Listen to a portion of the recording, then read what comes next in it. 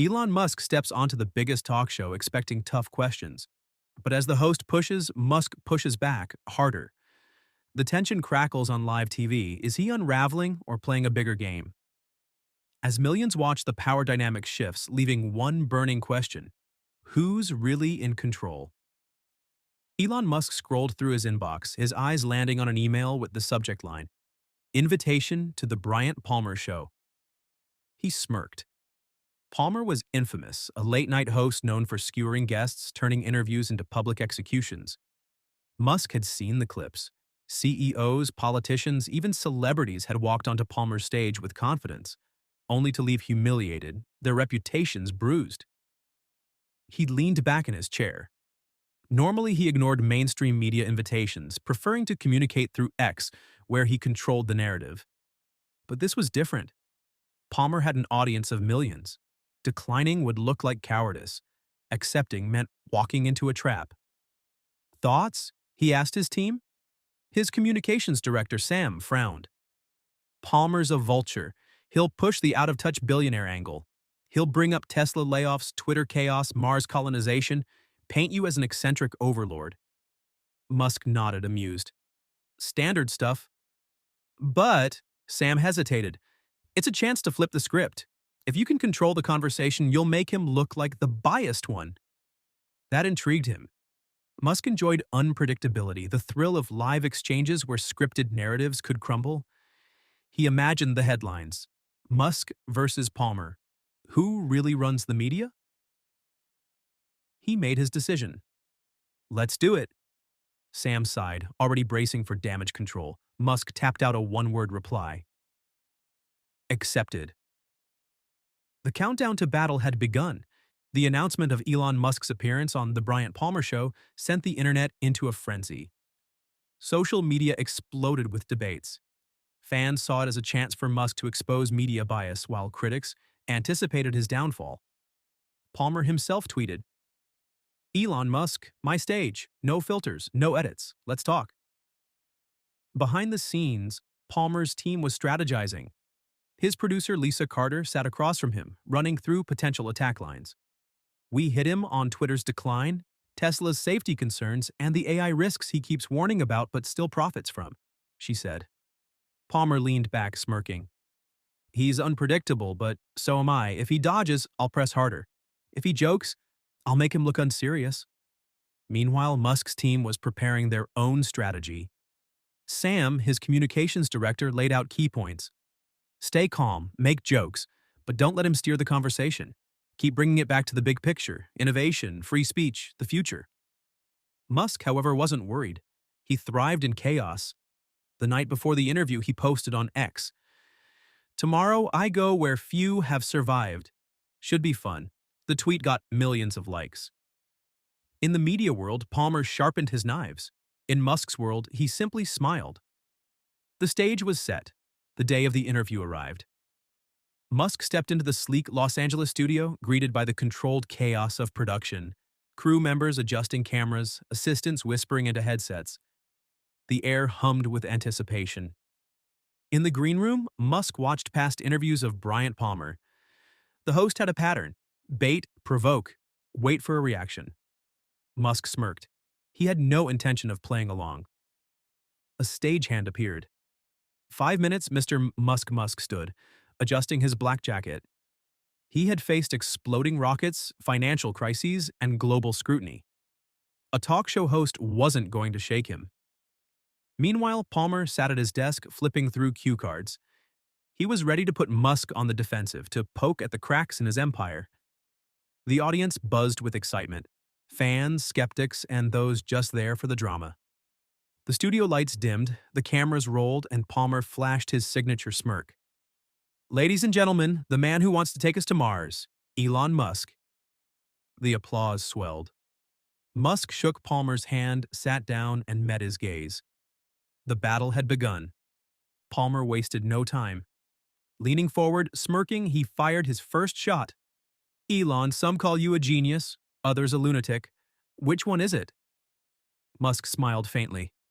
"I think history will decide." The audience chuckled, but Palmer wasn't done. He pressed on, questioning Musk's ambitions, rockets, AI, brain chips. Some say you're playing God, Musk shrugged. If I were, I'd make sure my rockets didn't explode. More laughter. But Palmer was looking for more than jokes. He pivoted. You've got more money than countries and people worship you. Ever worry you're becoming a Bond villain? Musk tilted his head. If I were, I'd at least have a secret lair. The crowd laughed again, but Palmer's grin sharpened. He wasn't here for banter. He was here to win. And he was about to take the gloves off. Palmer wasn't holding back. The jokes were over. Now he was aiming for pressure points.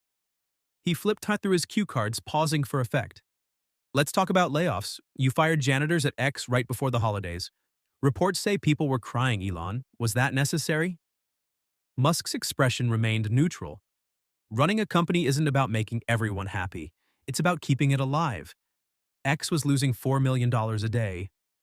Palmer scoffed. Must be tough being a billionaire making all those sacrifices. Some in the crowd chuckled, but others stayed quiet, sensing the shift in tone. Palmer pushed further. What about Tesla's self-driving crashes? Lawsuits? People have lost their lives, yet you keep pushing the tech. Musk tapped the desk lightly. People crash Mustangs every day. Nobody asks Ford's CEO if he feels responsible. Palmer smirked. Fair, but Ford isn't promising full self-driving. You are. Musk smiled. Not yet, that's why it's still in beta. The crowd murmured. Palmer leaned in. Neuralink, brain chips. What happens when hackers get in? Or the government? Musk chuckled. You watch too many movies, Bryant. The audience laughed. Palmer wasn't amused. He shifted in his chair. You have influence over social media, AI, transportation, even the human brain. At what point do we start calling it what it is? Power? Musk's smile faded. You think I have power? Let's talk about yours. The air in the studio tightened. Palmer blinked. For the first time, he was on the defensive. As the interview progressed, the atmosphere in the room became tense. Palmer, confident at first, started to feel the pressure as Musk calmly dismantled his arguments. The conversation had shifted from a simple discussion to a battle of ideologies. Palmer accused Musk of using his influence irresponsibly. Musk, unfazed, responded, Power isn't the problem. How you use it is. The audience watched in silence as the dynamic between them changed. By the end of the segment, it was clear. Musk had turned the interview into his advantage. Palmer, visibly unsettled, struggled to regain control. The game had changed. The interview ended, but the impact had just begun. As Musk walked off stage, Palmer remained seated, gripping his cue cards a little too tightly. The audience, still buzzing, exchanged glances, some impressed, others bewildered. Backstage, Musk checked his phone. Social media was already exploding. Clips of the interview were spreading like wildfire, headlines forming within minutes. Elon Musk dismantles Bryant Palmer on live TV. Meanwhile, in his dressing room, Palmer tossed his earpiece onto the table, his jaw tight. His producer stood by the door, hesitant. Bryant, and we need to address this. Palmer exhaled sharply. I know.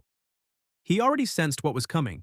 The narrative had slipped from his grasp, and now he wasn't just the interviewer.